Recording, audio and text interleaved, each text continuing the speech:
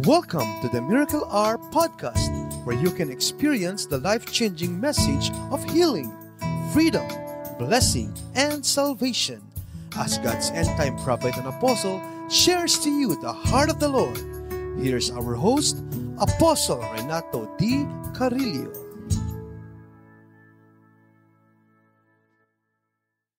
The great importance of the Word of God in our life. At ito po yung makikita natin sa aklat po ng John chapter 8, verse 51, at ito po ang sabi ng Panginoong Jesucristo.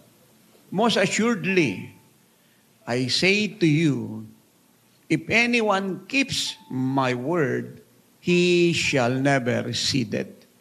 Noong March 2011 po, habang ako po'y nananalangin, ay dinalaw po ako ng Panginoong Jesucristo at ang sabi niya, anak, dadating ang krisis sa buong mundo at siya ay pataas ng pataas.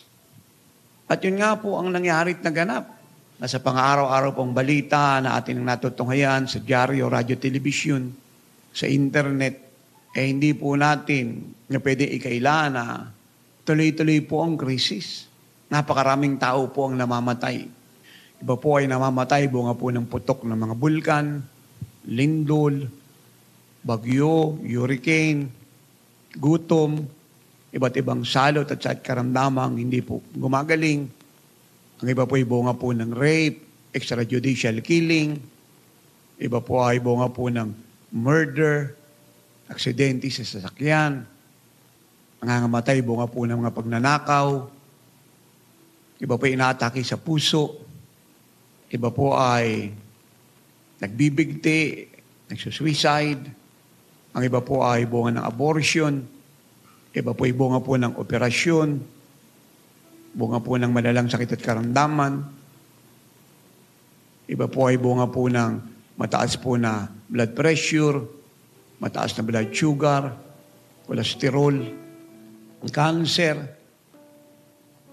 virus, kagaya po ng AIDS, HIV, at iba po mga karamdaman ngayon lang po natin narinig sa tanang buhay natin at magmula ng ang mundo po ay malalang. Ang kamatayan na po ay tuloy-tuloy natin pong nakikita. At ang malaki pong tanong po ng bawat isa ng buong Pilipinas, ng buong mundo ay eto, meron pa po bang solusyon upang ang kamatayang ito ay huwag dumating sa bawat isa? Meron po. At yun po ay walang iba kundi ang ating Panginoong Jesucristo at ang ating pagsunod sa kaniyang mga salita. Ang sabi po niya, katotohanan sinasabi ko sa inyo, pag ang aking mga salita inyong sinusunod, ay hindi kayo makakaranas ng kamatayan. Si Jesus po at ang kanyang mga salita, ang magiging daan ng ating exemption upang hindi po tayo makaranas nito. Kaya napakahalaga na ang salita po ng Diyos ay palagi natin kinakasabikan, minimiting mapakinggan at binibigyan po talaga ng malaking panahon upang siya po ay dinggin. Ang sabi po ng aklat po ng Hebreo, Kabanata 4, talata 12 hanggang 13 ay ganito. For the word of God is living and powerful, and sharper than any two-edged sword, piercing even to the division of soul and spirit and of joints and marrow. And is a discerner of the thoughts and intents of the heart. And there is no creature hidden from His sight, but all things are naked and open to the eyes of God, to whom we must give account. Ano raw po ang description po ng salita ng Diyos? Siya raw po ay buhay at makapangyarihan. Buhay at makapangyarihan. Siya po nagdadala ng buhay sa lahat. Puno siya ng kapangyarihan upang tayo po'y dalhin sa buhay na walang hanggan. Dalhin sa kalusugan, sa kasaganaan.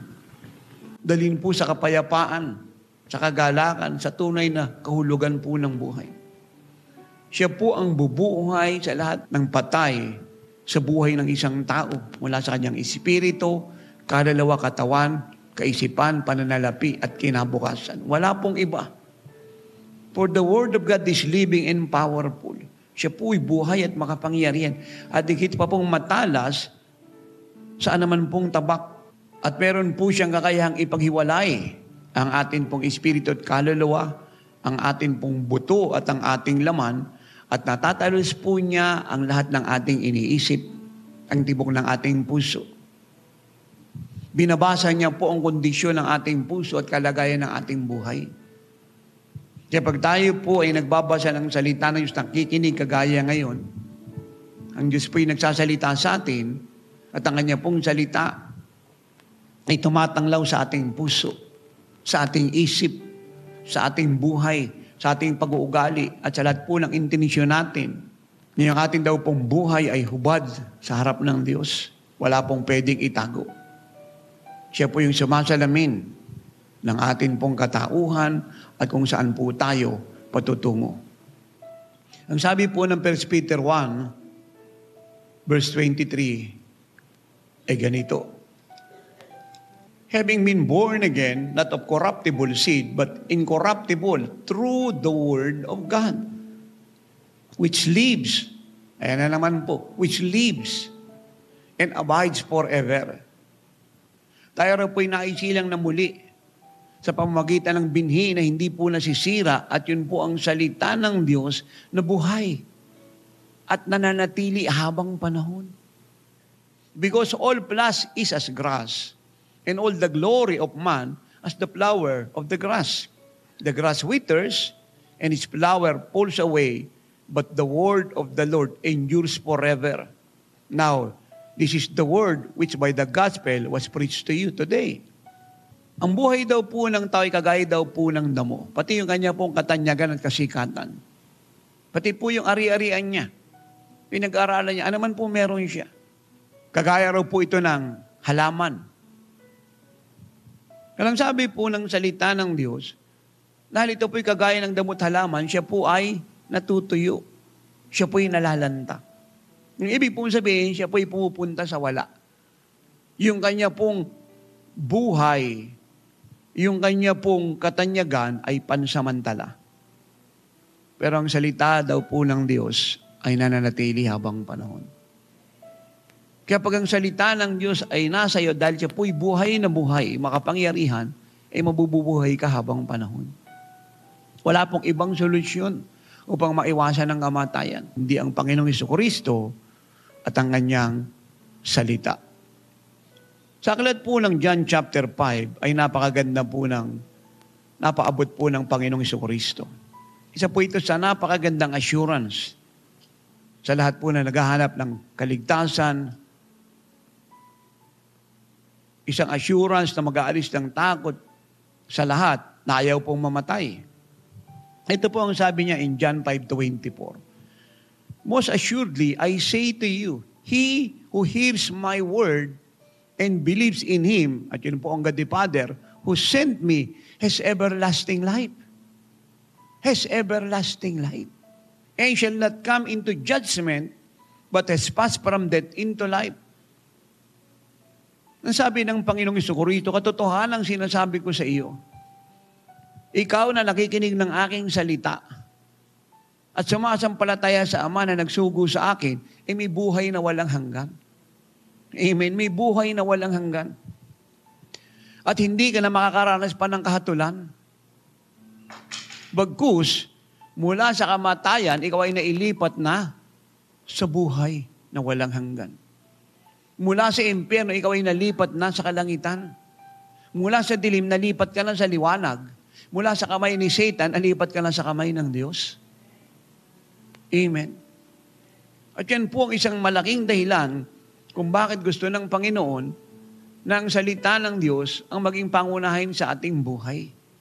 Ang sabi po ng Kawikaan 4, talata 22, ang salita daw po ng Diyos ay buhay sa lahat ng ating pong katauhan, sa lahat ng bahagi ng ating katawan at kalusugan. Amen. Siya raw po ay buhay at kalusugan. Siya po ang ating immunity at immortality laban sa lahat po ng virus, mikrobyo, bakterya, salot na meron po ang mundo at sa lahat po ng gawa ng diablo at mga demonyo. Amen. For they are life to those who find them and health to all their flesh. Amen. Ang salita ng Diyos ay kagaya po ng isang napakalaking kayamanan na sinasabi na din Matthew 13 sa kanya pong parable na kung saan ay hindi po sapat ang lahat ng meron tayo upang itumbas sa biyayang makukuha natin sa kanyang salita na kagaya ng isang malaking kayamanan na nahukay ng isang tao sa lupa ng iba, ay ibibenta niya po ang lahat ng ari-arian niya upang bilhin ang lupa na yan at sumakanya ang malaking kayamanan yan. Na lahat po ng bagay sa mundong ito, mula po sa pera, trillion man po yan, euro man po yan, pounds man po yan, dinar man po yan, siya man po ay US dollar, peso at iba pang currency, kasama po ng lahat po ng mamahaling diamante, brilyante, hiyas, at mga kasangkapan sa sakyan. Lahat daw po ng ito pagsama-samahin ay hindi po hihigit sa salita ng Diyos. Sapagat ito po mga binanggit ko, mga iniibig, mga minamahal, ay walang kakayang bigyan tayo ng buhay na walang hanggan. Walang kakayang pagalingin po tayo. Yung pang totoo nga po, ang pera po, pag hindi tayo naging maingat sa paghawak nito at tayo po ay nagpailalim dito, ito pa po ang magdadala sa atin sa kamatayan at kaguluhan. Dahil ang sabi po ng salita ng Diyos sa unang Timoteo 6:10, ang pag-ibig daw po sa salapi, ang ugat ng lahat po ng kasamaan. Bakit po nagnanakaw ang marami? Pag-ibig po sa salapi. Bakit po mapatay? Nanguhold up. Marami pong korap sa gobyerno. Marami pong involved sa red tape. Bakit marami po yung nagsisinungaling para lamang magkapera? Pag-ibig po sa salapi. Bakit marami po mga negosyante, milyon-milyon po ang kinikita, napakababang magpasweldo sa mga trabahador? Pag-ibig sa salapi.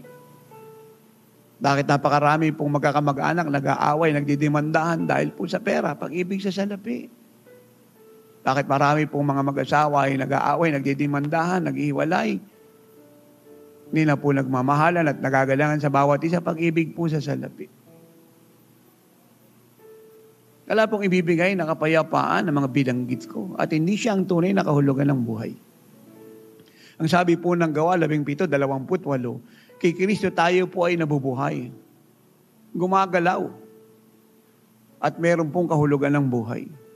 So kung wala po si Kristo, wala tayong buhay, bali walang existence natin sa mundong ito, at ang buhay po natin ay baliwala.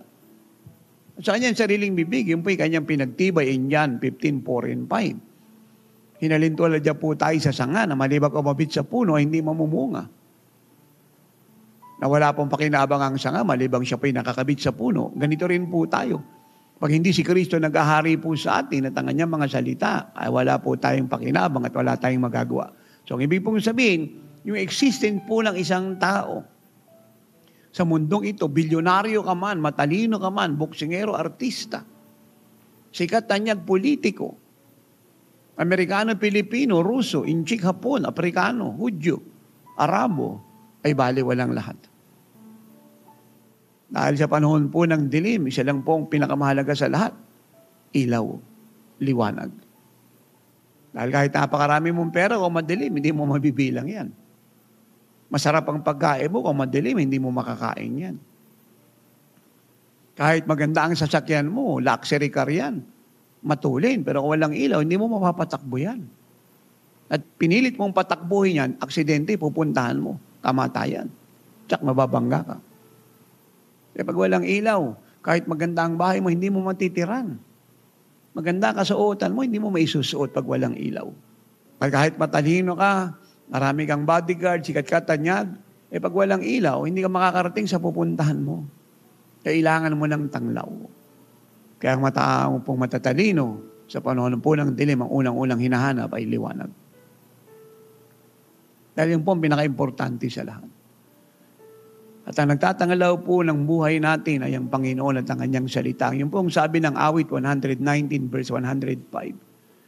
Your word is a lamp unto my feet and a light unto my path. Ano po ba katangian ng lampara? Hindi po ba pag tayo po ay nakakakita na magbubukid, pupunta ng bukid sa gabi, ay hindi po siya natatakot maglakbay patungo ng bukid o ng bundok.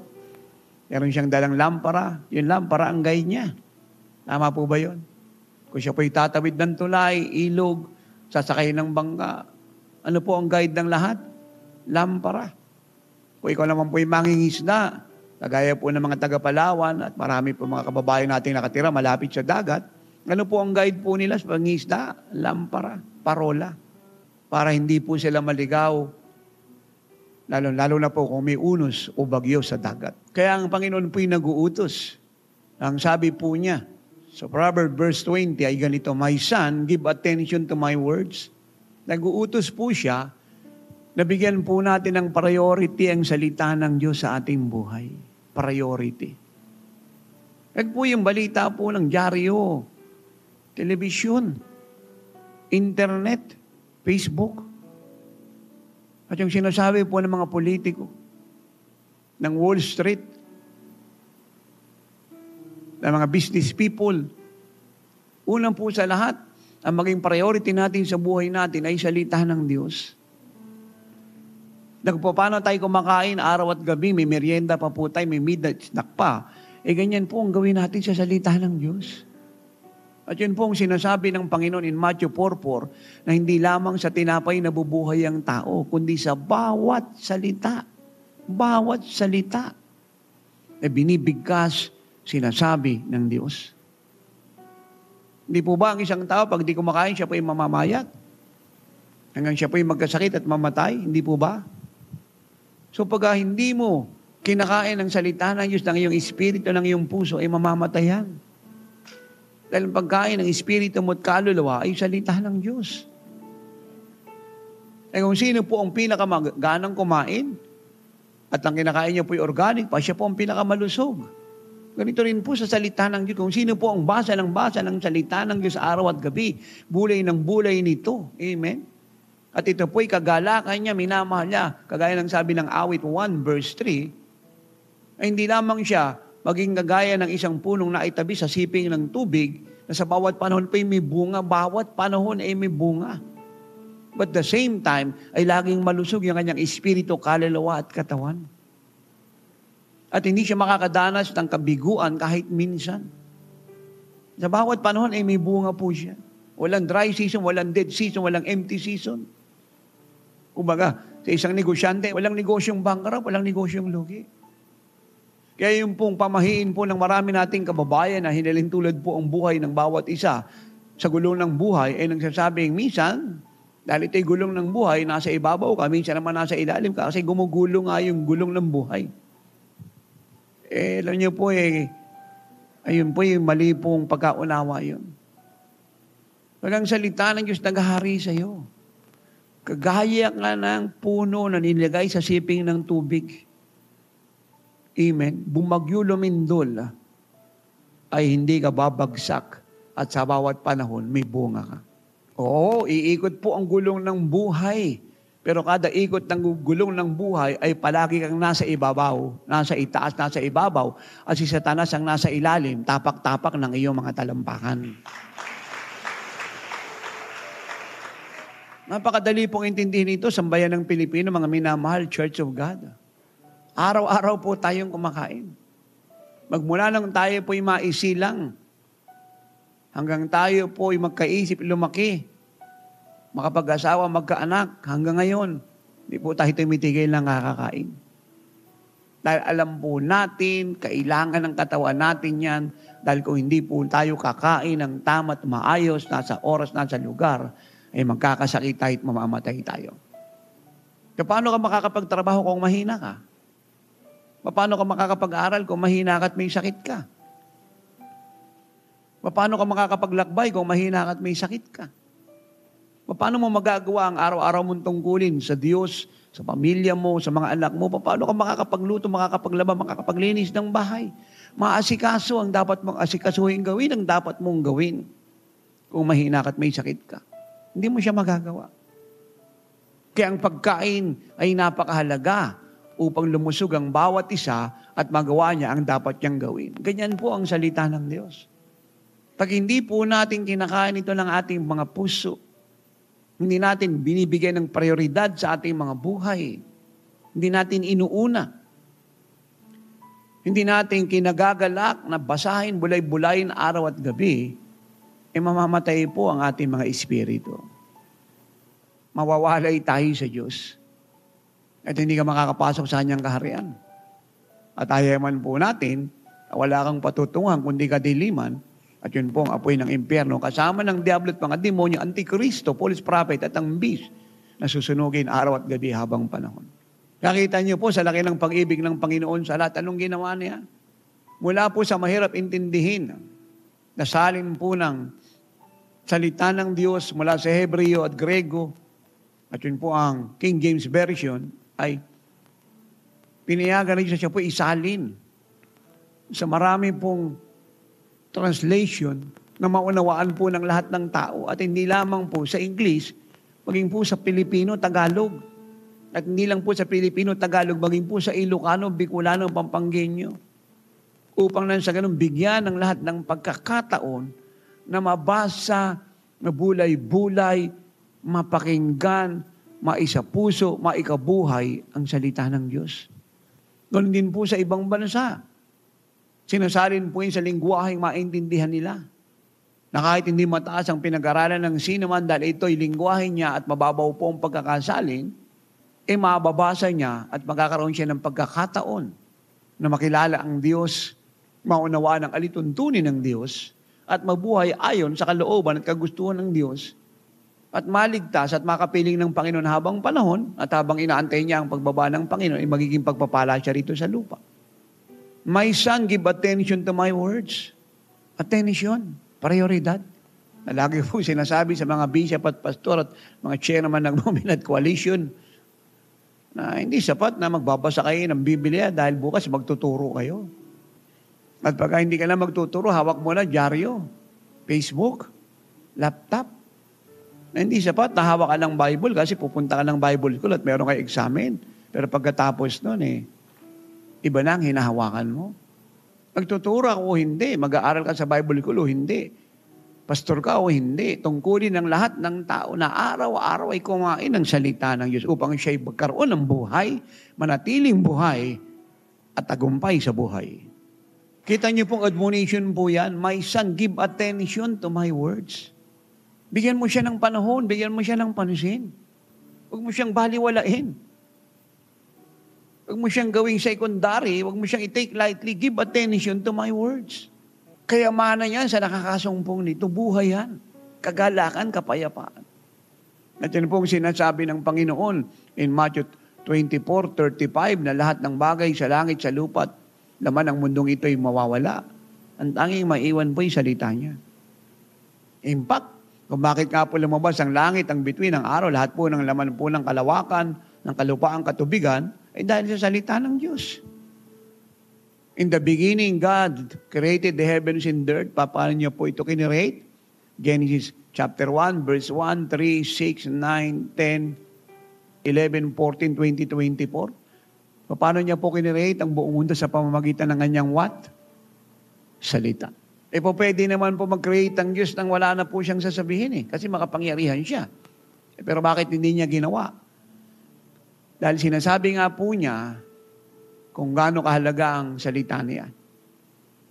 Nang agent para magkaroon ng buhay ang lahat ng kanyang creation o dumating sa existence ang lahat ng ito mula po sa wala, ay ang kanyang salita.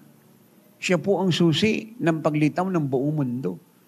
Dahil ang kapangyarihan ng Diyos ay nahayag sa pamamagitan ng kanyang salita.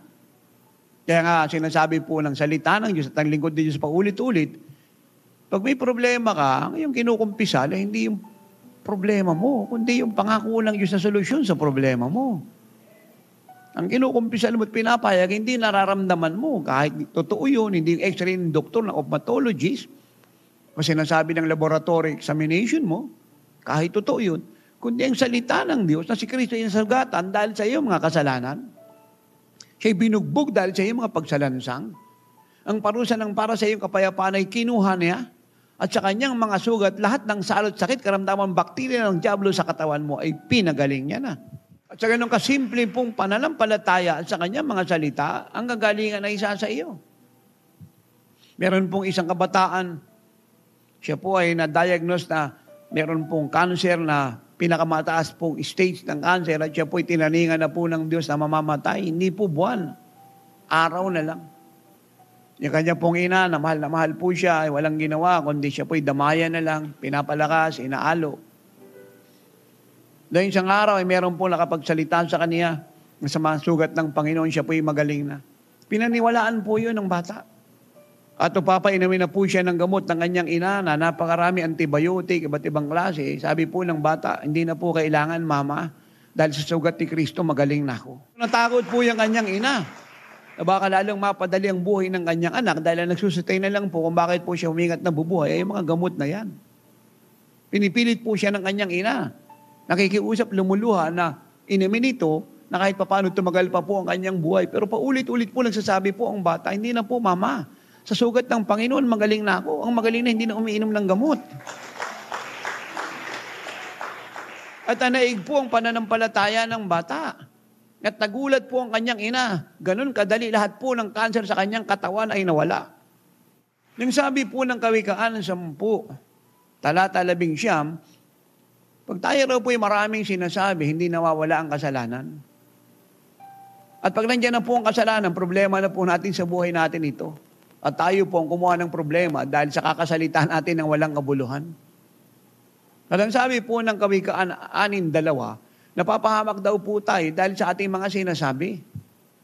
Kaya para wag po tayong mapahamak at wag tayong magkasala, kinakailangan kung tayo po magsasalita kahit gaano karami at wag kang tumigil hanggang kaya mo magsalita, puro salita ng Diyos sapagkat siya po ang may buhay, siya po ang may tagumpay, siya po ang may kagalingan, siya po ang may dalang pagpapala, siya ang may dalang kasaganaan, siya po ang may dalang langit sa lupa. Kaya dapat hindi lang natin ito binabasa, hindi lang natin binubulay-bulay araw at gabi, kundi minimemorize po natin. Dapat araw-araw meron kang Word of God na binulay-bulay. Meron kang word from the Lord na tinanggap. Kasi nga, siya nga ang pagkain ng kaluluwa mo. Kinakailangan maintindihan po natin na pag wala po ang salita ng Diyos sa buhay natin, wala ang Diyos sa atin. At pag wala ang Diyos sa buhay natin, walang pakinabang at kahulugan ng buhay natin. Kahit sino ka pa, ang buhay mong pinakamiserable, pinakakaawa-awa, at pinakawalang kabuluhan sa ibabaw ng lupa. Nang minsan tayo po'y napadala ng Diyos sa Amerika, tayo po'y nagturo, mga Pilipino at Amerikano, at tayo po'y pumunta po ng San Antonio, Texas, at doon po sa syudad na yan, meron po tinatawag na River Walk. Dahil doon nga po sa lugar na yan, tagiliran niya po mga mall, restaurant, meron nga pong ilog doon sa gitna. At naglalakad po doon yung mga tao, mga foreigner, sana nga po kami. At meron puro mga bangka na pwede mong sakyan para iikot ka po doon sa river walk na yan. Di sumakay po kami ni John yun. At pinapaliwanag po ng tourist guide yung mga dinadaanan namin. Meron po ako nakitang puno na nakayuko. At yung kanya pong pagkakayuko, malapit na po sa tubig. Sabi po ng aming guide, 400 years na daw po yung puno ron. 400 years. Hindi pa po tayo na ipapanganak ron. At marami na raw pong bagyong dumaan doon. Kasi bago po siya na-develop, siya po almost bulubundukin. So, pangit pong lugar. Ilog. Dami na raw pong bagyong dumaan, pero sila po yung nagtataka dahil marami pong nawasak na mga building, bahay, pero yung pong puno na yun, sa tagal ng panahon, nanatili po siyang nakatayo. At na-discovery po nila, nagkatapos po ng masusing pag-aaral kung bakit sa dami po ng bagyong dinaanan niya, hindi po siya tumumba at hindi po siya nabunot at hindi po siya nahulog doon sa ilog sapagkat yung kanya pong ugat ay napakalalim po ng pagkakabaon sa lupa. Pag ang salita ng Diyos ay nakabaon ng husto sa ating buong katauhan, bumagyo, lumindol, purihin ang Panginoon, ano pang krisis na dumating sa mundo, hindi ka po pwedeng matalo. At yan po ang sinasabi po ng Panginoong Jesucristo sa aklat po ng Matthew chapter 7. Ito po hindi ko alam kung gaano karaming ulit ko na pong nabasa. In fact, na-memorize ko nga po ito. Ngayon po, memoryado ko siya. Pero meron po akong gusto ritong i-picture sa inyong napakasimpleng katotohanang napakahalagang mapakinggan niyo. At ito po ang sabi ng Panginoon, Matthew 7:24-27, "Therefore, whoever hears these sayings of mine," yung kanya pong mga teaching, "and does them, I will liken him to a wise man who built his house on the rock. And the rain descended, the floods came, and the winds blew and beat on that house, and it did not fail, for it was founded on the rock." Verse 26, "But everyone who hears the sayings of mine and does not do them will be like a foolish man who built his house on the sand. And the rain descended, the floods came, and the winds blew and beat on that house, and it fell, and great was its fall." So, dito po sinasabi ng Panginoon, ang dakilang katotohanan sa pagkukumpara niya po ng dalawang klase ng tao. Yung isa po ay tinawag niyang matalino at ang isa po ay mangmang. Pero ito pong dalawa ay parehas po nakaranas po ng bagyo ng buhay. Parehas silang nakaranas ng pagsubok ng buhay. Ang pagkakaiba lang po, magkaiba sila ng dinanas. Even though parehas silang nakaranas ng mga pagsubok na yan. Yung mangmang, nasabi ng Panginoon, ay natalo. Nabigo. Dahil siya po ay nagtayo ng bahay sa ibabaw ng buhangin. Eh, siyempre, pag dumating yung hangin at ulan, ay di tatamaan yan. Dahil mababaw ang pundasyon yan, ano mangyari? Magkukulaps. Yung matalino, kung bakit naging matalino, eh, hindi lang tayo ng bahay sa ibabaw ng buhangin. Saan siya nagtayo? Sa ibabaw ng bato. Kaya kahit dumating yung bagyo't ulan na siyang nangyari roon sa mangmang na nagtayo ng bahay sa buhangin, nanatili siyang nakatayo. At dito po sinasabi ng Panginoon ang napakagandang katotohanan ito. For me, it is more than a lesson. Bagamat sinasabi po na maraming preacher, mga Amerikano, European at Singaporean, it was a lesson. But for me, it is more than a lesson. But a warning to all. A very specific description of the wisdom of Christ and the power of His Word and the blessings of obedience. Na sinasabi ng Panginoon, kung bakit nagkaganon po ang mangmang, sapagkat nakarinig siya ng salita ng Diyos, hindi naman niya pinamuhay. Kaya nga siya mangmang eh.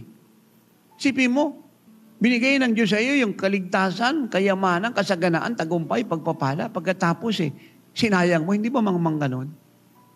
Kaya nga ako, lagi kong nasasabi, nakakalungkot no, gusto ng naraming taong umulad at sumaganay, ayaw naman magbigay ng mga ikaput mga handog. Hindi ba kamangmangan yun? Sinasabi na nga ng Diyos na pag nabigay ka ng ikaput handog, bubuksan ko ang binto ng langit, ibubuhos ang pagpapala, walang sukat paglagyan. Sasawayin ko yung diablo pag ginulo yung pamilya mo, negosyo mo, trabaho mo, kinabukasan mo. Kahit saan ka pumunta, pinagpala ka. Anak ka na ng Diyos. Hindi ka mag-i-struggle para makabenta ng lupa, ng property, ng building, ng condominium. Ako magdadala ng customer, wala kang pagpapagura. Sinasabi niya na po ang sikreto ng kasaganaan. Sinasabi na nga na wala kang pagpapagura, bubuksan ko yung pinto ng langit. Kasi kahit anong talino mo at galing, anong sipag mo, anong aral mo, no? Anong diploma meron ka, hindi mo pwedeng buksan yung pinto ng langit. Ang Diyos lang pwedeng magbukas nun. Hindi mo magagawang buhos ng pagpapala, walang sukat paglagay, siya lang ang pwedeng gumawa nun. At ang sabi niya, hindi mo na sasawayin yung diablo. Hindi ka na magwawarat pera. Ako ang sasaway. How about it? Ako sisigaw sa diablo, ako magre-review. Hindi na ikaw. Kasi baka mamaos ka pa eh. Ayoko mapagod ka kasi anak kita, mahal kita. Ako nagagawa para sa'yo. Sipin niyo po yan. Napakarami po ng mga anak ng Diyos at mga tao, nagnanakaw pa rin ng tithe offering, hindi ba kamangmangan yan? Tapos nagtataka sila, bakit di siya nakakabenta ng kondominium, gulo ng buhay niya. Ay nga, sa gulong siya ng buhay, minsan nasa ibabaw siya, minsan nasa ilalim siya. At minsan tapak-tapak siya ng diablo. Hindi po ba kamangmangan yan? Na bakit lagi daw siyang may sakit? Bakit kahit anong gawin niya, para na lang may salot, may karma, may sumpa sa buhay niya at pamilya niya? Kasi nga, hindi mo sinusunod ang salita ng Diyos. Bakit daw magulo bahay nila? Bakit yung mga anak niya matitigas sa ulo? Pinakakain mo na, matigas pa ulo. Pinag-aaral mo na, matigas pa ulo. May ulo naman, pero matigas yung ulo. Hindi mo sinusunod ang salita ng Diyos. Ang sabi po ng Isaiah 48, 17, 18, 19, dahil ang Diyos po ang ating Redeemer, siya ang ating Panginoong Diyos. Siya po ang nagtuturo sa atin ng kasaganaan, paano ka uunlad, paano ka magkakapera, magkakakustomer, paano ka yayaman. Kagaya ng ginawa niya kay Tatay Apostol, tinuruan niya po akong yumaman at dali ng ministeryong ito sa tagumpay. Kahit hindi ako nakatapos ng high school. Sabi niya, yung kapayapaan mo at katuwiran mo ay magiging kagaya ng tubig sa ilog at alon sa dagat. Anong ibig sabihin nun? Wala pong wakas yung kapayapaan mo at katwiran mo. Walang wakas, tuloy-tuloy. Kasi yung tubig sa ilog, tuloy-tuloy yan eh. At hindi lang yan, yun daw lahi mo, lipi mo, mga anak mo, mga apo mo, pati apo sa apo, magiging makapangyarihan sa liwasang bayan. Magiging masagana at matagumpay. At hindi lang yan, wala raw pong mamamatay kahit isa, lahat daw po ay iingatan ng Diyos. Kaya ako lagi kong sinasabi, pag pastor ka, bishop ka, chairman ka ng moving coalition at may titulo ka pang propeta, sana lahat ng prophecy mo totoo. At nagpapatawag ka pa apostol, pero hindi ka naman naniniwala sa mga himala. Tapos wala kang anointing na apostol. Wala kang encounter sa Lord. Kasama po ng mga tatay, ng mga namumuno sa tahanan, na dapat tayo po sumusunod sa Diyos. Dahil tayo po ang susi ng kaligtasan ng pamilya natin. Hindi puro trabaho, hindi puro pera, hindi puro aral. Na sa atin daw pong pagsunod, bilang namumuno, bilang padre de pamilya, kahit gaano karaming ating mga anak, mga apo, sa apo, purihin ng Panginoon, lahat daw po ipapasok sa langit. At hindi lang po yung pati mga hayop na kinakain nyo ngayon dahil sa pagsunod din, nakakakain kayo ng mga manok ngayon, pati mga baboy at mga baka at kambing.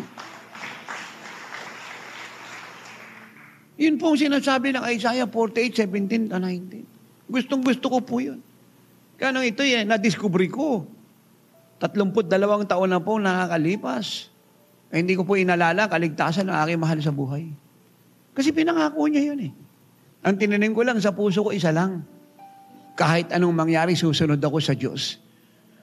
At ang sabi niya sa kanyang pangako, kahit gaano kami karami, pati ang taga-oras ng himala, ang church, dahil sa aking pagsunod, ay papasok sa langit. Pangako niya yun eh. Sino sa inyo ang naniniwala ang Diyos ay nagsasabi ng totoo, di siya nagsisinungaling? Alam mo ba ninyo na lahat ng sinasabi ng Panginoong Jesucristo ay totoo lahat? At dahil siya po ay judgment, rebuke, blessing, prophecy, discipleship training, parable. Lahat po lang sinasabi ni Jesus po ay totoong lahat. Wala pong biro diyan, walang laro. Totoo lahat yan. Kaya pag pinaniwalaan mo yan, yung katotohanan ng mga pangako dyan sa salita ng Panginoon, magiging kaganapan sa buhay mo. Sinasabi na Diyos, kung paano ka sasagana, hindi ka magpapagal, hindi ka magpapagod, mabuhay ka lang na may katapatan na nagkukuha sa loob ng mag-ikapot, maghandog. Hindi po ginagawa ng marami, hindi ba kamangmangan yan? Malaking kamamangan po yan. Bakit marami pong namatay ng maaga? Mga kasi, pwede namang gumaling at pwedeng maligtas. Hindi na alam kung paano siya gagaling at maliligtas. Hindi namatay ng walang solusyon at ng lunas.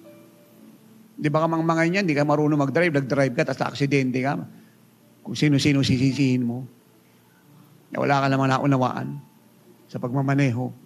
Yung sabi niya, unahin niyo muna ang kaharian ng Diyos ang kanyang katwiran. At ang lahat ng ito idadagdag sa inyo. Ano po yung pagkain, inumin, kasuotan, tirahan kung wala kang asawa.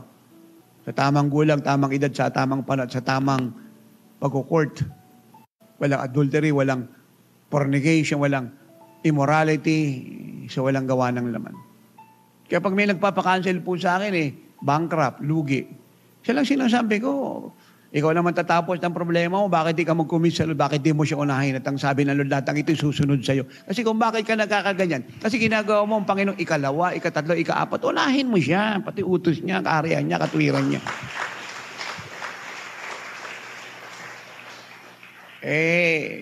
Purihin ang Panginoon, minsan aating ka. Tapos late ka pa nga, pag umaating ka, nung sumunod na linggo, wala ka na.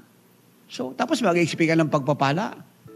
Diyos ko, kahit diablo, kahit ganyan siya kabobo, hindi siya makukumbising mabibilis ka. Dahil niloloko mo sarili mo. Diyos pa kaya? Alam nyo, ang hinahanap ng Diyos ay nagpapakatotoo, hindi nanloloko ng sarili niya at hindi niloloko ang Diyos. Nakakapasok ka nga sa school kahit may ulan. Nakakapagtrabaho ka nga kahit traffic. Kahit masakit yung katawan mo, nag-overtime ka. Nakakapag-abroad ka. Layo-layo, nakakabiyahe ka dahil sa salitang pagkita ng pera. Parihin ng Panginoon. Ang lapit-lapit ng bahay-sambahan dyan sa bahay mo, wala pang 30 minutes, nandoon ka na. Wala pang 1 hour, wala ka ron. Kailangan mo pang ipalap, tawagang gisingin. Pero pagdating sa pagkita ng pera, hindi ka natutulog. At kahit konti tulog mo, gising ka. So yun pong sinasabi natin eh. Hindi ba kamangmangan yan? Kahit ano pong gawin ng hari, presidente, emperador, boksingero, artista, bilyonaryo, o sino pa pong sikat at tanyag sa buong mundo. Ang salita ng Diyos ay salita ng Diyos. Pag sinunod mo siya, papasok ka sa langit. Pag sinuwi mo siya, tuloy-tuloy ka ng impyerno, walang stopover. Hindi mo siya pwedeng biruin. Hindi mo siya pwedeng baliwalain. Kasi kung si Jesus mismo, nung siya po'y nagpunta sa mundong ito, Diyos na totoo, na kumuha ng kalagayan ng isang taong kagaya natin, nadala-dala ang buong kapuspusan ng Diyos, sumunod sa mga salita ng Diyos. Siya mismo. Tayo pa kaya ang papayagan niya maging exempted? Of course not. Meron pong isang babae, maganda po yung pagsasama nilang mag-asawa, nag-backslide siya. Ay di naghiwalay sila. Minsan siya po yung nagpa-cancel sa akin. Sabi niya, Tatay Apostol, ano pong gagawin ko? Hiniwalayan ako ng asawa ko. Isa lang pong sinabi ko, bumalik ka sa Panginoon. Siya po'y bumalik sa Panginoon, bumalik yung asawa niya. Lahat nga po ng gagawin natin may koneksyon sa salita ng Diyos kung anong ginawa natin sa salita ng Diyos. Ang sabi po ng awit 119:65, pagpapalain tayo ng Diyos, alinsunod sa Kanyang salita. Hindi alinsunod sa pangangailangan natin, problema, sakit at karamdaman. Hindi alinsunod sa utang natin at kalungkutan. Alinsunod sa Kanyang salita. Ang basis ng Diyos kung tayo po ibibless o hatulan ay isa lang. Ano ginawa natin sa salita niya? Hindi yung nakarinig ka at nagsulat ka. Ano ginawa mo sa napakinggan mo? Anong ginawa mo sa sinusulat mo? Yun ang sabi ng Lord eh. Mangmang ang taong ito na nakarinig ng salita ko pero hindi naman ginanap. Kasi kagaya ng isang taong bunga ng kamangmangan, nagtayo ng bahay doon sa ibabaw ng buhangin. Di ba kamangmangan yan? So, ibig sabihin, wala siyang pag-aasa na magtagumpay sa bagyo ng buhay. Kasi magdadala lang sa iyo sa tagumpay sa bagyo ng buhay at magbibigay sa iyo ng lakas at immunidad ay yung salita ng Diyos. Na hindi mo lang napakinggan, kundi pinamuhay mo. Sino pong religious leader sa buong mundo? Nagmula po nung panahon po ni Nimrod, na kung saan po yung formation po ng government ay nagsimulang makita yung Genesis 10. Sino? Sino sa kanila hanggang sa panahon natin ngayon? Sa 1,000 taong pong lumipas na yan. Ang nagsabi sa mga tagasunod nila na meron silang buhay na walang hanggang kung susunod sila sa kanila. Wala po nagsabi kahit isa. Sino sa kanila nagsabi na pag sila'y namatay, babangon sila? Wala. Si Jesus lang. Formation ng government hanggang ngayon. Ang nagsabi sa lahat na nagtayo ng reliyon o sino pang papa? Sino pa tagapangulat, founder ng iba't ibang reliyon? Mula kay Buddha. Sino sa kanila nagsabi na kaya nilang bigyan ng bagong puso ang mga tagasunod nila? Wala, si Jesus lang. At sino sa kanila nagsabi kahit isa na pagkatapos nilang mamatay, sila po'y mabubuhay mula sa mga patay at muling babalik? Wala po kasi hindi sila makakabalik. Patay nga eh. At sino sa kanila nagsabi kahit isa na yung sinasabi nila ay totoo lahat at magaganap? Wala. Pero ang Panginoon mula noon hanggang lahat ng sinabi niya, totoo lahat. Kahit may posisyon, kahit ayaw ng Diablo, lahat po'y totoo dahil siya po'y kayang patotohanan ng Diyos. At sino sa kanila nagsabi kagaya ng sinabi ni Jesus na siya ang Panginoong Diyos na may gawa ng langit at lupa at walang imposible sa Kanya? Wala. Ako sa totoo lang, kahit ako po'y alukin po ng Panginoon Jesus ng kayamanan, kasikatan, katanyagan, tatanggihan ko po lahat yun. Malibang na patotohanan ko ang salita niya ay totoo. Ako lagi ko itong sinasabi, dapat anumang fellowship yung inaatinan mo, anumang koalisyon yung nag-member ka, anumang movement yung nag-member ka, mula sa bisya pababa, wala pang titulo, meron yung nasa Bible pababa sa kongregasyon. Dapat, pag sinasabi mong Kristiyano ka, Dapat kada pupunta ka ng church, ating ka ng gawain, may dala kang Bible. Makalimutan mo na yung cellphone mo, yung lipstick mo, yung pulbo mo, yung pitaka mo. Pag lamang ang Biblia. Kasi, imagine ko ang lahat po ng mananampalataya sa buong Pilipinas, kada punta ng gawain may dalang Biblia. Pag hindi po natinag dyan yung mga kapatiran natin at kababayan sa ibang reliyon, mamumulagat sila at sasabihin ng sambayan ng Pilipino, pati ng mga terorista at mga Muslim, see how they love God and the Word of God. Dahil ayaw nilang bitawan kahit saan sila pumunta, dala nila. Ngayon, alam niyo ibig kong sabihin, kung meron siyang unang-unang nakakalimutan pag siya pa'y pupunta ng bahay ng Diyos, yung Biblia.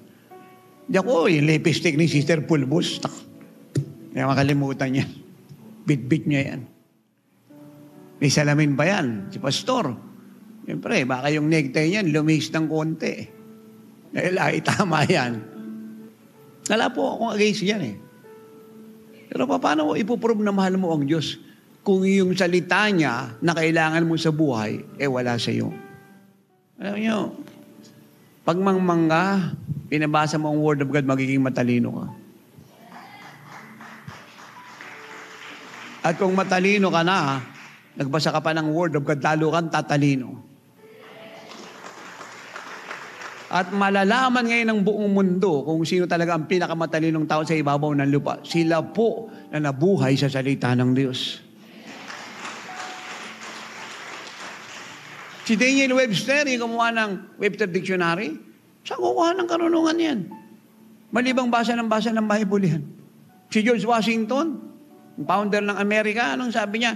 It is impossible, pati si Abraham Lincoln, it is impossible to govern a nation without the Word of God.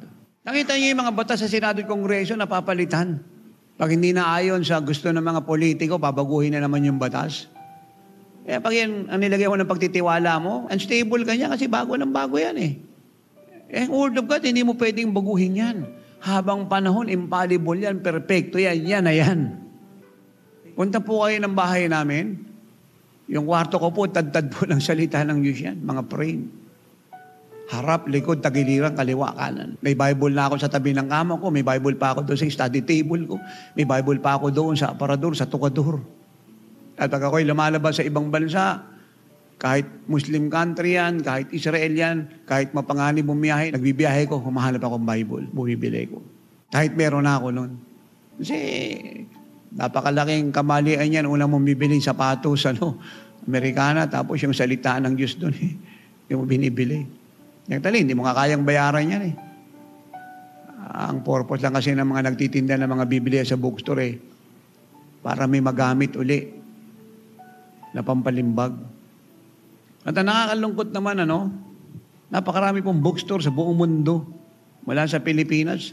Yung Biblia po ngayon, ginawa pong abstract. Kung ano po yung cover. Nawala na po yung kabanalan niya.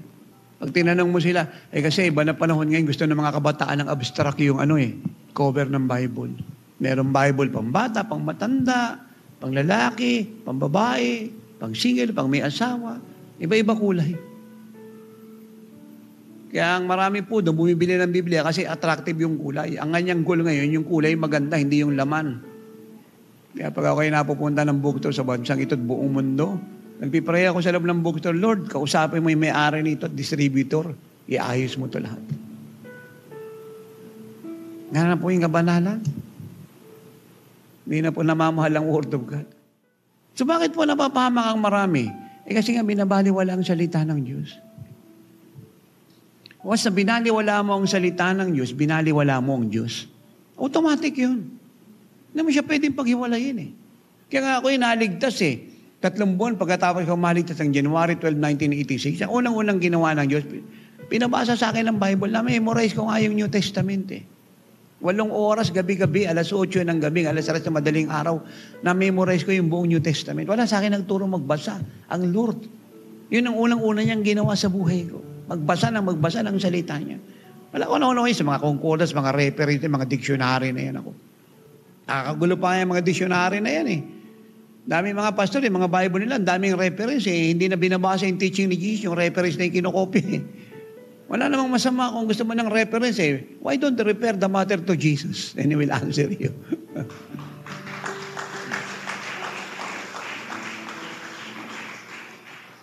Kaya ako, yung mga apo ko, maliliit pa yan. Hindi pa nagdidilat yung mata niyan, kakapanganak pa lang. Hinandaan ko na ng mga Bible yun. Kaya na nagsalaki na yung mga apo ko, bawat isa dyan may Bible. Nasabi ko sa nila, sa murang gulang nyo, yan.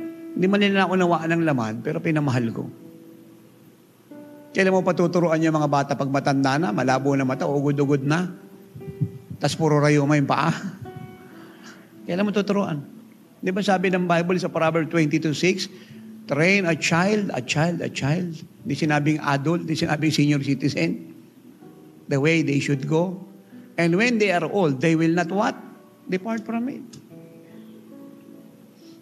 Si John yun, nung bata pa yan, hiningi ko sa Lord yan. Nung magkaisip yan, pinamemorize ko dyan yung mandate. Lahat yan sila may memorize na verses. Pinakamababa niyan, mula kay Rafi, kay Rizal, kay John, 10. Noong mga time na yun, nagtataksi kami. Mula 814, patungo ng Cainta. Bago kami makarating ng Cainta, kasama ko yung mga anak ko sa sasakyan, sa taxi. Walang tigil na minimemorize sila. Sa harap ko yung John 3:16, Psalm 23. So, parood pa rito po yun. Kaya kahit na manggulo ang diablo sa mga anak natin, pag may word of God sa puso yan, hindi naman maagaw ng diablo yan, tinatabo na lang. Sa panalangin mo, mabubuhay uli yan. Sa mga payo at paalala at pag-aayono, mabubuhay uli yan. Nakaisip na si John yung mula 2 taon, 3, 4, kada anniversary ng GCIL, taon-taon, nakatayo sa ibabaw ng pulpito yan. Mula ako nito, kung saan pa kami gumagamit ng lugar para mag-anibersaryo, sabi ni John, batang-bata, 2 taon, 3 taon, the mandate. Taon-taon po yun. Ngayon, may asawa na siya, the mandate pa rin. 26 years old na siya. Makita-kita po natin yung hindi lang progress ng buhay niya sa Word of God, kundi yung reality ng Word of God, applicability, trustworthiness, reliability ng truth na mula kabataan hanggang tandaan, dala niya ang naitanim sa puso nila. Kaya kalungkot, ang dami pong magulang, tinuruan niya yung kanyang anak na magpusoy, mag-blackjack. Murang gulang, tinuruan niya humawak lang manok. Anak, ganito yung paghawak lang manok, masimasin mo lang, huwag mong nakakasan kasi baka mapila yung paa niya, matalo ka sa sabong. Kaysa turuan yung anak niya ilaga ang manok at kainit, pag nabusog, basahin yung Bible. Para makatulog ng mahimbing. Ang ginagawa ng maraming magulang, Diyos ko, yung mga bata hindi makatulog, so anong gagawin? Bubuksan yung television, ano-ano palabas. Kukuha ng laptop, tablet, telepono, cellphone, tapos kung ano-anong laro-laro ron para antokin yung bata. Tapos alas 5 na ng madaling araw, gising pa rin yung bata, tirig yung 2 mata, alas 7. Hindi nakakatulog. Bakit? The more na dinadala mo yan sa mga malalakas ang radiation, lalo mga cellphone, the more active ang isip yan, the more hindi nakakatulog yan. Kaya kayong mga magulang, paalala, huwag lang kayo anak ng anak. Naku, palakihin yung mga anak nyo ng tama. At kung hindi mo kaya mag-alaga ng anak, huwag kang manganak. Totoo po yun. Hindi mo naman kayang alagaan, bakit ka manganganak? Pag hindi kayang alagaan na magbaboy ang mga baboy, hindi siya magninegosyo ng baboy. Kasi malulugi siya. Hindi kaya na magmamanok, alagaan ng mga itlog, ang mga manok. Bakit siya magdinegosyo ng manok? Di ubos pera niya. Anak lang anak, tapos di marunong mag-alaga ng anak. Tapos magre-reklamo siya at magtatanong. Kasi nung unang panahon, ganito yung istorya. Ito yung tatay, nanay, nakasunod yung mga anak sa mga magulang. So ngayon, bago na panahon, yung mga anak, yung tatay at nanay, nasa likod ng mga anak. Anak, saan kayo pupunta? Ba't yung kami iwan? Baliktad na yung pangyayari. Isa nagka-problema. Ay nalimutan ng Word of God.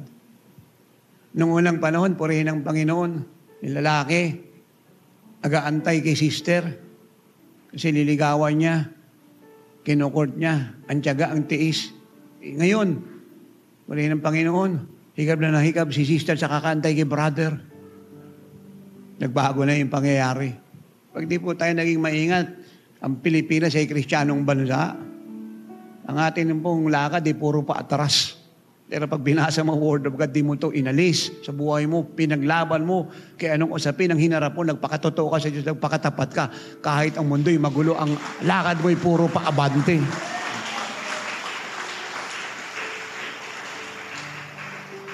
Ang unang panahon, sabi ng mga magulang, mga anak, kami pupunta sa bukid, ha? Anuhin namin mga palay, imbay, bantahin, magluto na kayo dyan, ha? Pagdating namin, kakain kami, pagod kami ng nanay nyo. Dahil nagtanong kami sa bukid, opo, tatay, nanay. Ngayon, sabi ng mga anak, tatay, nanay, magluto kayo dyan, ha? At kami galing sa nightclub at bar, gutom kami magkakasino. At pag natalo kami, ayaw naming muwiriya na walang pagkain, pagagalitan namin kayo, sabi ng mga magulang, oo, anak, ha? Bago na pumundong eh. Noon, manhigan niya mga lalaki kasama mga magulang. Kahit malaki pag-ibig ni brother at sister, may distansya. Nakatingin lang kasi wala pang kasal eh. Ngayon, bakit pa tayo magpapakasal, nagmamahalan tayo? Tara na! Noon, totoo po to. Nak, pumili ka ng babaeng para sa iyo, ha? Opo, tatay. Hindi naman sabi ng magulang sa anak na babae. Pumili ka ng lalaking para sa iyo, opo, tatay. Ngayon, sino yung kasama mo? Kaibigan mo lalaki, anak na lalaki, boyfriend ko. Ngayon, sino to? Kaibigan mong babae, asawa ko. Pareho silang babae. Kakakasal lang namin kahapon. Ano pong ibig sabihin ng lingkod ng Diyos? Pag nakalimutan na po ng lahat ito, lahat po ng klaseng kalaswaan, makikita nyo sa mundo. Ito lang po ang tagapigil ng immoralidad. Kaya napakahalagang pinapangaral to ng mga pastor, sinishare ng mga anak ng Diyos, araw at gabi saan naman tayo pumunta. For this is the power of God unto salvation to them who believes. We must not be ashamed of the gospel of Christ.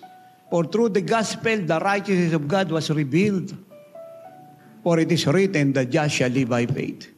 Nakita nyo, mga early Christian, sa leadership ng mga apostle in Mark 16, 19, and 20. Tapos magsalita ng Panginoon at magbilin sa kanilang, go and make disciples of all nations. Ang sabi po ng Bible, verse 19 and then 20, sila po'y humayo and they preach the word.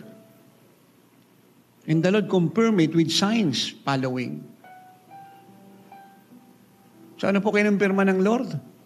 Sa pamamagitan ng mga tanda't himala, yung dogma ba, katisismo, sakramento, doktrina ng tao, at so-called end time eschatology, the Word of God. And the Lord confirmed the Word. The Lord confirmed the Word of God. In the book of Acts, we read, this is so amazing.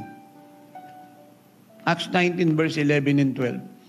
Now God worked unusual miracles by the hands of Paul, so that even a handkerchief or aprons were brought from his body to the sick, and the diseases left them, and the evil spirits went out of them. So grabe po yung naganap po. Amen. Sa Episo. Grabe. Yung pong mga panyo na dikit sa katawan po ng apostol, dinala sa mga demon possessed at may mga sakit at karamdaman at lahat pa ng mapatungan ng panyo na yan, gumagaling at ang masasamang espiritu po'y lumalabas. So ang tanong pong malaki bakit naistira po yung faith ng mga taga-Episo? Saan po nanggaling yun? Bakit ganun kabigat yung faith nila na kahit saan pumunta ang apostol, humahabol sila at nagmimithi na makontak yung panyo na ginamit niya o anumang bahagi ng bagay na naisuot niya sa katawan niya o nagamit niya. At inonor ng Diyos yung faith nila at ang mga himala po'y naganap. Na hindi lang himala, unusual, remarkable. Wala pong preaching doon. Handkerchief lang siya, prayer cloth. Paano nangyari? Sumama ang Diyos sa panyo. yung anointing na iwan. Gusto niyo pong malaman ng secret? Acts 19:10. And this continued for 2 years, so that all who dwelt in Asia heard the word of the Lord Jesus, both Jews and Greeks. Sa loob po ng 2 taon, walang tigil si Pablo. Nangangaral araw at gabi. That is the key. Maistira po ang faith ng mga tao. Mga nasa synagogue, sa eskwelahan ni Tirano, nasa marketplace, iba't ibang klase ng tao, Hudyo, Griego. 2 years, araw at gabi, the apostle preached the word of God in Asia. Yung faith po ay dumating sa kanila. So they chased the apostle at nagmi-meeting, makontak ang handkerchief ang prayer cloth. Hindi naman nangyari ang himala nang wala ang word of God. O napakaliit lang ng Palawan, Puerto Princesa, napakaliit ng Ross, napakaliit ng El Nido. Kayang-kaya na mga taga-oras ng Himala at mga kapatiran at mga anak na apo sa iba't ibang pilis na punuin ng salita ng Diyos ang buong Palawan. Napakaliit ng Guyo, napakaliit ng Coron, hallelujah! Napakaliit ng Brooks Point. Napakaliit po ng Pilipinas. The gospel must be preached. Ano po ang panlaban sa immorality?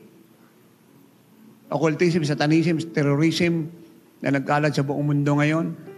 At lahat ng lawlessness mula sa 2 Timothy 3:1-7. Ano po ang panlaban?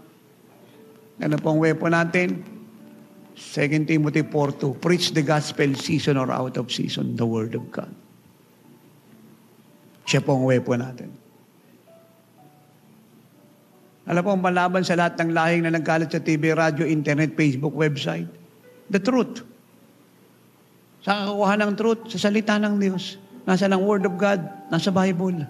Oras na para muling mahalin ng church ang salita ng Diyos. Oras na. 2 years, walang tigil ang man of God preaching ng gospel. Nakipag-reasoning siya sa mga scholar sa school na Tirano. Pinurob niya sa kanilang tama siya, sila mali. Mas matalino siya kaysa sa kanila. Puro sila theology, puro doctrine. Wala naman silang signs and wonders. Si Paul, kahit wala sa isang lugar, purihin ng Panginoon, yung nadampi sa katawan niya, nag-create ng maraming himala. There is so much power in the Word of God. So much power. Napakayaman ito. Ako habang binabasa ko ito, kahit naituro ko na yung marami na stand pa ako at na-amaze. Sabi ko, Lord, this is something new. Na para bang hindi ko ito narinig at naintindihan at nabasa noon. Kasi ang Word of God, di naman naluluma yung kagaya ng baro. The more na binabasa mo siya, pinakinggan, pinapanood, paulit-ulit, the more na nagiging maliwanag sa iyong salita ng Diyos. Ang sabi ng Psalm 119, the entrance of your word gives me understanding. Yun daw pong pagdating ng salita ng Diyos sa Psalmist ay inibigay sa kanya ng pagkaunawa. Paano nagkaganon yun? Kasi ang Word of God, light yan eh. Pag dumating yan sa puso't isip mo, nagbibigay ng pagkaunawa. Yan ang tumatanglaw sa isip at puso mo. Yung dilim, hinahawi niya. Ikalawa naman po, tinawag ng Panginoong wise man. Talino. Binarinig niya yung Word of God, pinamuhay. So ano pong pinagkaiba po ng dalawa? Parehas naman sila nakarinig ng Word of God, parehas nagtayo. Yung isa nabigo, yung isa nagtagumpay, parehas silang binagyo. Yung isa po, baliwala ang bagyo na dumating sa bahay niya. Yung isa po, apektado. At sabi rin, pagbagsak ng bahay, malakas, bigla. Ano pong pinagkaiba ng dalawa? Isa lang. Parehas silang nakarinig, pero isa lang po ang nabuhay sa napakinggan niya. Ito yung lagi kong sinasabi, napakaraming umaatin sa bahay ng Diyos linggo-linggo. From the Philippine Island to the nations of the world. Pero ang tanong, sino rito yung nabuhay sa salita ng Diyos? Hindi sapat na makarinig ka, dapat pamuhay mo, naririnig mo. Naalala ko po ng early ko, nagpunta ako sa Pangasinan. Kasagsagan po ng Apostolic Revival. That was 1994 up. Turo po ako, love one another. Yakan po yung mga pastor, mga tao, kasi maraming umaatin eh. Sama-sama po gawain yan, iba't ibang fellowship, ako nga speaker. Love one another. Grabe. Yakan po sila, slain sa kapal ng glory. No? So, pagkalabas po nila nung gawain, meron po namating na bad report, away sila kaagad. So, hindi ibig sabihin na slain ka riyan, umiyak ka, pinamuhay mo na word of God. Binigyan ka ng Diyos ng kakayahan para ipamuhay, pero meron kang will, dapat isubmit mo yung will mo. Paglabas nila, konting bad report, away sila. Nakalimutan na one another. Ano nangyari? I hate you. You hate me. They hate one another. They backbite one another. Paano natin malalaman kung ang salita ng Diyos ay nasa buhay ng isang tao? Ito po siya. Sa gitna ng pangit na nangyayari sa kanya, ang salita ng Diyos nakikita sa kanya.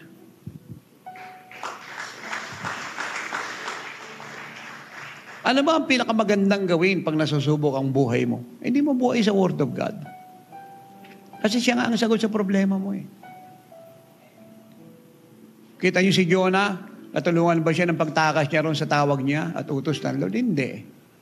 Siya pa nga yung nagdala ng peste ron sa barko eh. Kaya sabi niya, nung naawa na siya sa mga sakay ng barko, itapon niyo na ako lang naman salot dito para tumigil yung bagyo. At nang makitapon si Jonah sa dagat, tigil yung bagyo. Sabi ng mga nasa barko patungong Tarsis, ay, sa wakas, wala na yung salot. Buti naman nagpirisitang itapon. Wag po sa akin magalit ang marami, mahal ko po ang Diyos, pero ako po yung nagliligtas. Lahat po na nagtayo ng kanya-kanyang fellowship na galing sa division, rebellion, at nagsisinungaling laban sa mga namumuno, salot sa mga bayan. Salot sa mga bayan. Masakit pong salita yan, pero totoo po yan. Salot sa mga bayan. Hindi sila pagpapala. Ako hinakala po nila, sila na naghirip ng gising, sila po'y blessing. It is a demonic lahi. Wala po alam na naging pagpapalang galing sa rebellion, gossiper, nagdidibay na siya, nagsisinungaling dahil sa pera. Hindi ka blessing nun. Malala ka pa kay Jonah. Salot ka sa bayan na yan. Ano na itulong kay Jonah ng pagtakas niya sa Diyos? Wala. Wala. Salot. Salot sa buhay niya, pati yung mga sakay na salot. Kaya kayo mga anak, mga iniibig, mga kamanggagawa sa iba't ibang fellowship sa ubasan ng Diyos, payong tatay apostol, kahit anong mangyari, huwag kang magbabackslide. Lalo na kung ikaw yung tatay, ikaw yung namumuno, dahil ikaw yung magdadala ng salot sa pamilya mo.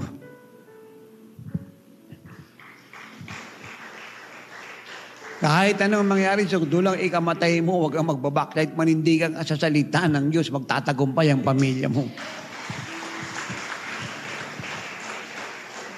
Lalaki ka, magpakalalaki ka. Kaya ka nga naging lalaki kasi may muscle ka eh. Ibig sabihin, magpakatapang ka.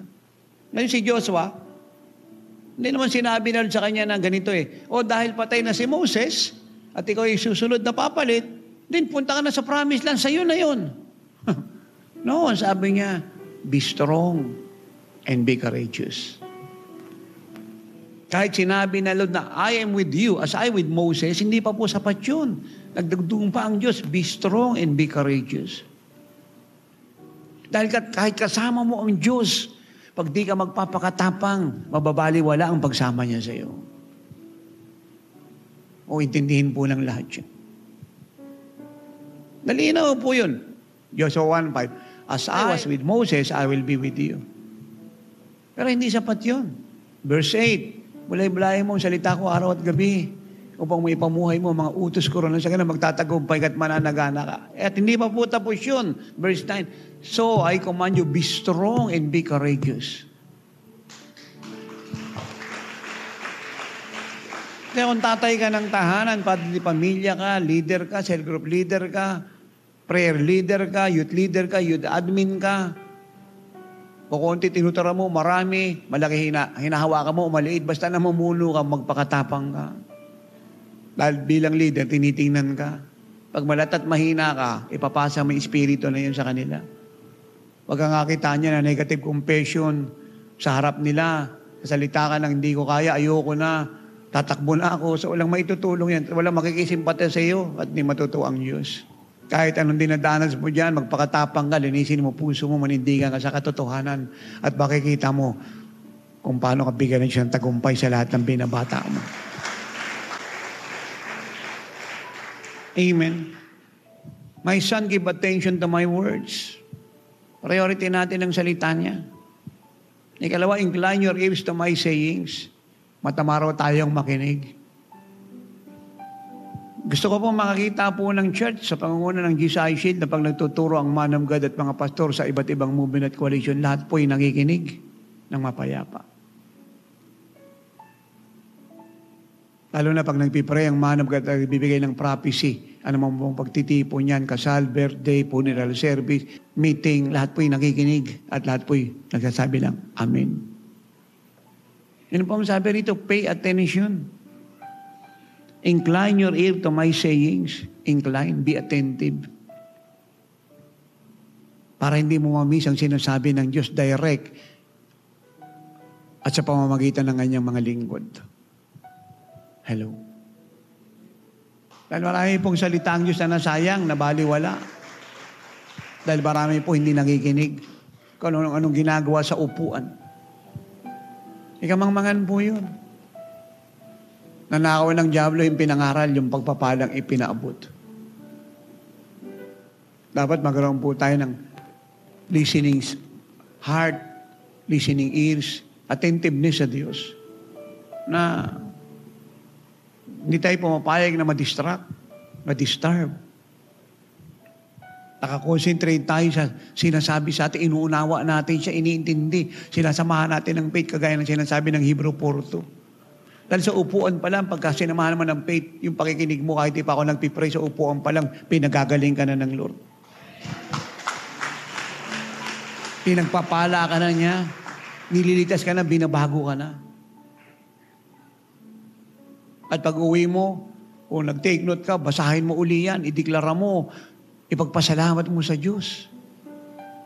Yun po ang tamang pakikinig, yun ang tamang pag-handle ng Word of God. Kasi napakahirap na kinakausap mo yung isang tao. Habang kinakausap mo, purihin ang Panginoon, nagsiselfon. Habang kinakausap mo, lilingal-linga. So, hindi po mabuting ehemplo yun. Pag may nagsasalita, kahit tao, pakinggan mo. Bahagi ng respeto mo sa kanya yun. Kahit ayaw mo, pakinggan mo. Hindi mo gusto yung sinasabi niya para hindi ka maligaw. Alam mo kung paano sumagot ng tama. E di lalo ang Diyos. Lahat ng sinasabi niya, tama, totoo, walang mali. Ako po yung nananabik na makakita ng ganyan pong kongregasyon at church. Marami o kukunti, lahat po yung nakikinig. Taimtim na nakikinig, may inaasahan sa Diyos. Dahil ano pong blessing ang idudulot sa marami kung may tumatayo, may umuupo, may nakadikwatro sa harapan. Sana itulong nun. Tapos yung iba nasa harapan, minsan ikalawang row, ikatatlong row, nangangalay yung pa. Ano na itulong nun? Kaya hindi marinig yung prophecy, hindi maging malinaw sa kanila yung pinapaabot. So, ang daming biyaya ang nawala. Dinidiman ng Lord, 3 yung nakikinig sa iyo, 4, 5, 2 kayo nag-uusap, mag-asawa kayo, patungkol sa Diyos, magbigay kayo ng atensyon sa bawat isa. Dahil salita ng Diyos yan. Huwag yung sasabihin ng lalaki, ako tama. Sabihin ng babae, ako tama. Ang word of God ang tama, parehas kayong makinig sa kanya.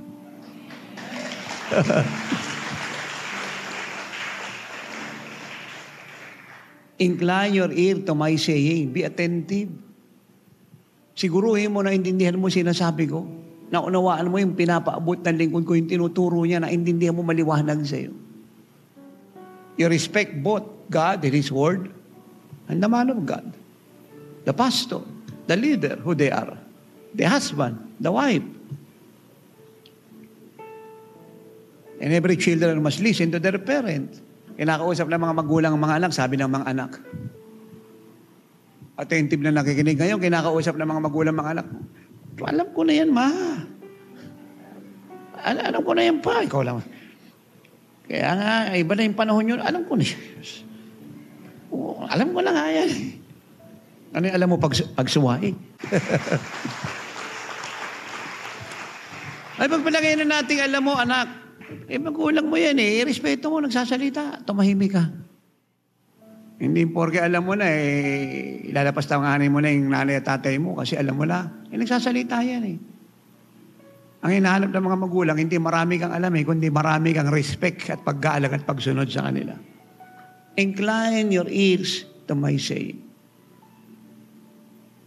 Gusto niyo yung kalugdan tayo ng Diyos ng gusto? Ito payo ko. Bigyan natin siya ng mataas na pagpapahalaga. Grabing ligaya niya.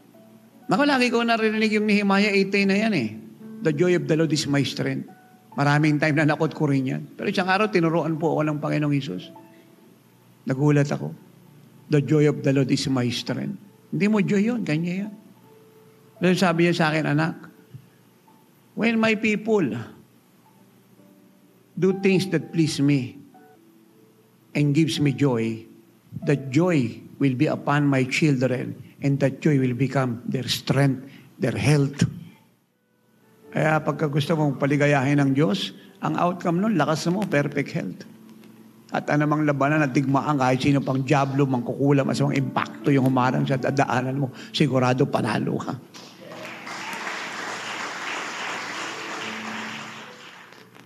Lahat ng teaching ng Lord na magbibigay sa kanya ng kaligayahan, pamuhay mo. At yung kagalakan niya, magiging lakas mo. Incline your ear to my sayings.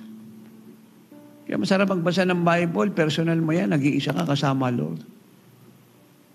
Ako hindi ako bumiyahing, hindi ako nagbasa ng Bible sa aeroplano. Nasa cellphone ko lahat ng cellphone ko may Bible, English, Tagalog. Yung cellphone ko, may mga notes ko yan, Revelation, nilalagay ko sa note, nilalagay ko pa sa notebook.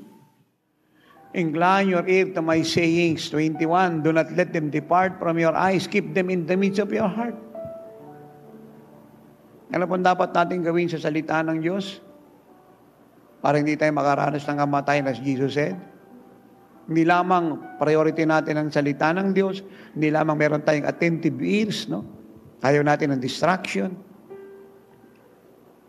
Kasabay ng pakikinig natin sa salita ng Diyos ay respect sa Diyos na nangungusap sa atin sa pamamagitan ng kanyang mga salita. But at the same time, wag daw nating alisin to sa ating mga mata. Ibig sabihin, basahin natin araw at gabi. Yan ang ibig sabihin nun. Do not let them depart from your eyes. Titigan ng mga mata mo, basahin mo araw at gabi. Walang sayang. Bawat minuto, segundo, oras, taon, panahon, nagugugulin yung sa Word of God, araw, linggo, buwan, ay hindi sayang. Blessing natin, kasaganaan, kayamanan, karunungan.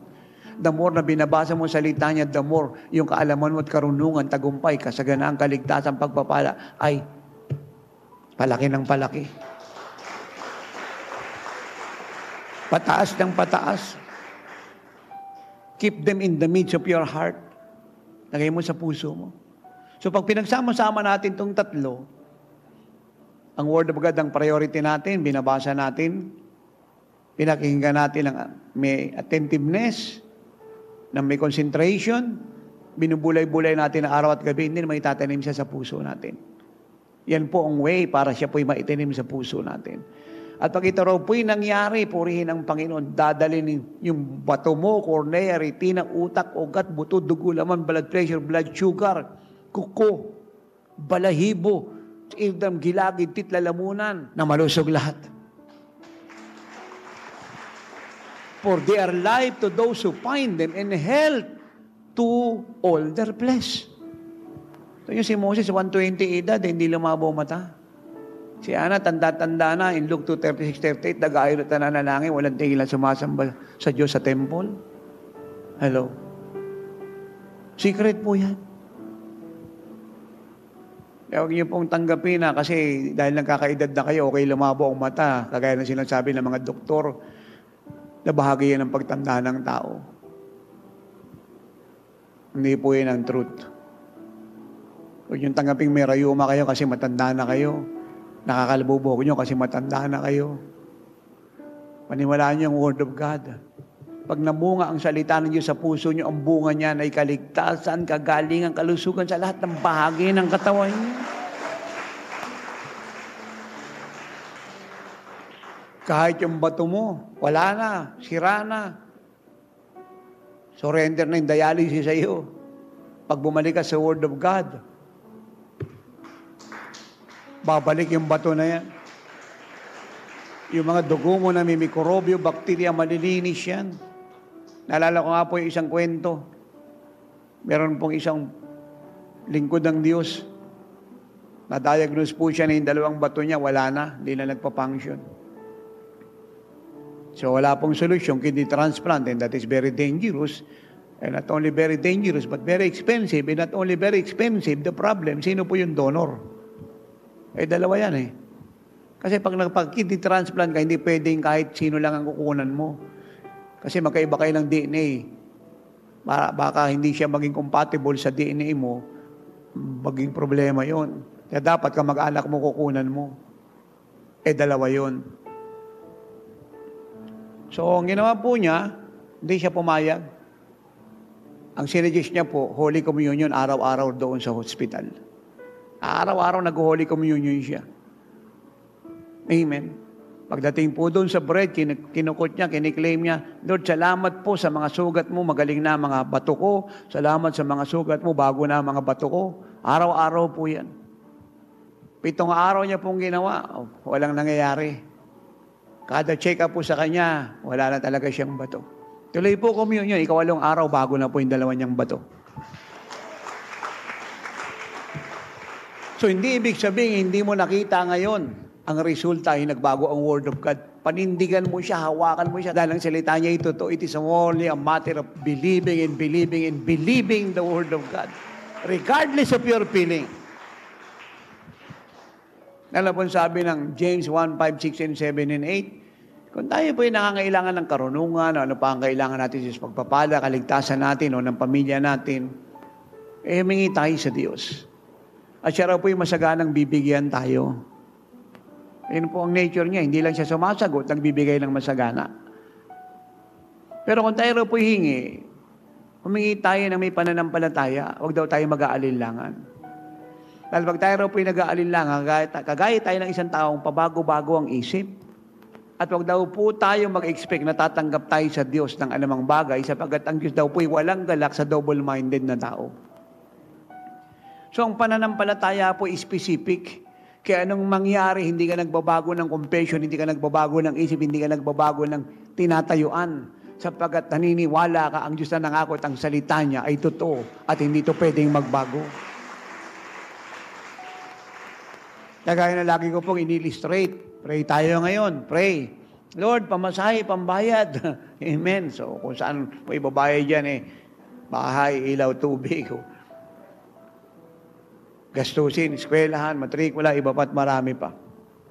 Di, narinig ka ng Diyos. Sabi na, baba na riyan, Gabriel, hatid mo na yung answers prayer sa anak ko kasi nanalangin. Ito na si Gabriel, habang nananalangin ka. Hatid na yung biyaya mula sa langit, tuloy ng bahay mo. Diyan na, sa likod mo na. Nainip ka. At sabi kang, ay nako, kasi may dumating asawa mo, magulang, kapatid, sino pa, kaibigan, kapatiran, kapitbahay. Tinanong ka kung kumusta, kung may pambahay ka na. Sagot mo, wala pa nga So, yun ang problema. Ito na si Gabriel, lapit na, nasa likod mo. Anong sinabi mong wala pa nga? Balik si Gabriel sa langit. Totoo po yun. Bit-bit yung answers prayer mo. Kasi double-minded ka. Nag-pray ka ng una, may pay ka ng ikalawa, bago na confession mo, nag-doubt ka na double-minded ka. Hindi ka pwedeng tumanggap sa Diyos ng kahit ano.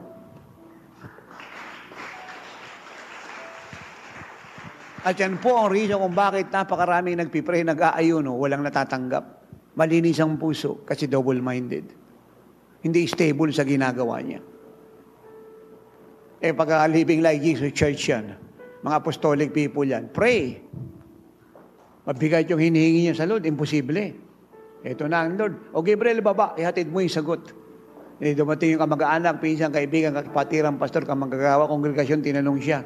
O kumusta yung pinagpipray mo? Dumating na answers prayer. Amen. Pero wala pa. Pero yung confession mo, dumating na kasi nagpray ako dito si Gabriel, tuloy-tuloy. Bah!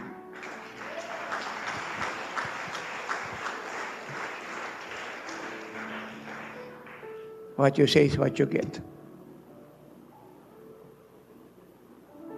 You possess something because you confess you have it.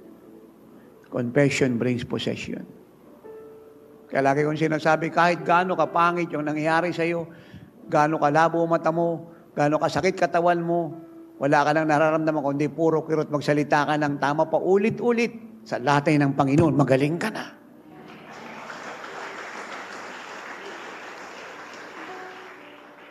Gamitan mo ng authority, sinungaling ka, magaling na ako, wala kang karapatan magparamdam, lumayas ka, magaling na ako sa sugat ng Panginoon, magaling na ako, kinuha niya na karamdaman ko, kulang pa nga sakit ko, 30 siya yung sugat niya, magaling na ako!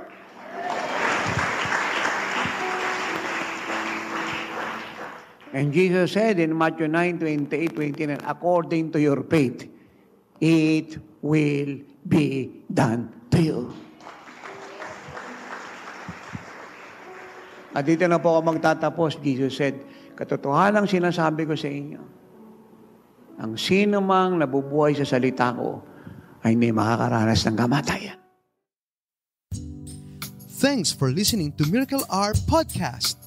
If you are blessed with our program and want to know more about the Lord, like us on our Facebook page at www.facebook.com/JIOSWM and subscribe to Jesus is Our Shield Worldwide Ministries YouTube channel. Our time is running out. Jesus is coming any moment. Apostle Renato D. Carrillo is mandated by God to bring the church to its full potential and to live like Jesus. Have a part in this end-time move of God. Pray, fast, and give to the work of the Lord. To God be all the glory.